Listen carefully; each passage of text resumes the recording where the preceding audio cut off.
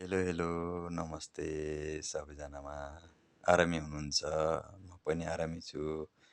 आज म नेपालबाट कुक भिसामा जापान आउनुहुने दाजुभाइ दिदीबहिनीको बारेमा आफूले देखेका, भोगेका, सुनेका अनुभवहरू साट्न गइरहेको छु। कतिजनालाई चित्त बुझ्छ होला, कतिजनालाई चित्त बुझ्दैन होला, त्यो आफ्नो ठाउँमा छ। सबभन्दा पहिला त यदि तपाईँ जापान आउन चाहनुहुन्छ भने नेपालमै कुकको काम जानेर सिकेर हातमा सिप लिएर जापान आउनुहोस्।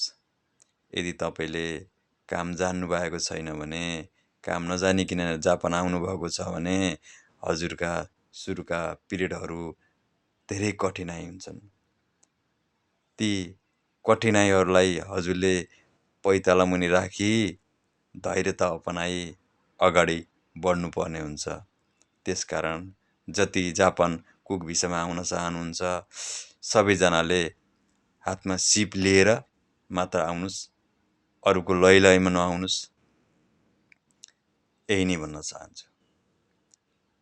र म पनि पोहोर साल यही अप्रिल 15 तारिकको दिन आफ्नो जन्मभूमिलाई बाई बाई गर्दै कर्मभूमिलाई थलो बनाउनको लागि जापान आएँ।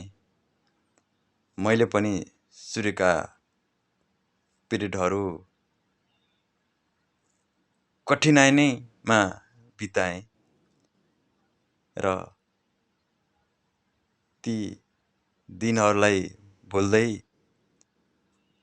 काम सिक्दै गएँ, सिकेँ पनि। र यो कुक लाइनमा हजुरले जति सिक्छु भने पनि कहिल्यै सिकेर सकिँदैन। यसमा सिक्ने तरिकाहरू, आइटमहरू धेरै नै हुन्छन्, यही नै भन्न चाहन्छु। र अर्को कुरा, आज अप्रिल 17 तारिक मैले पहिलो कार्यकाल, पहिलो कम्पनीलाई बाई बाई गर्दै आजबाट पुनः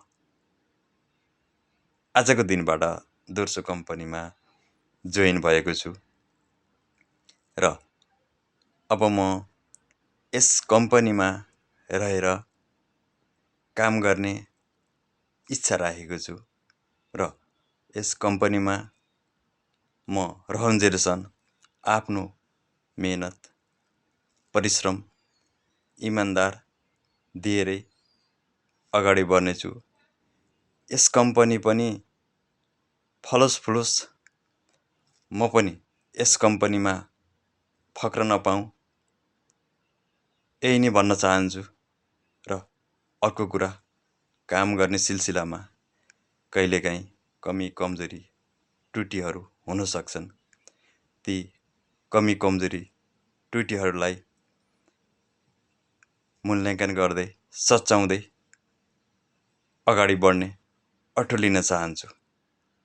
र अर्को कुरा, यस कम्पनीमा लामो समयसम्म काम गर्न चाहना राख्दै बालुङकालिका देवीलाई बाचा राख्दै आफ्नो इमान्दार, मेहनत,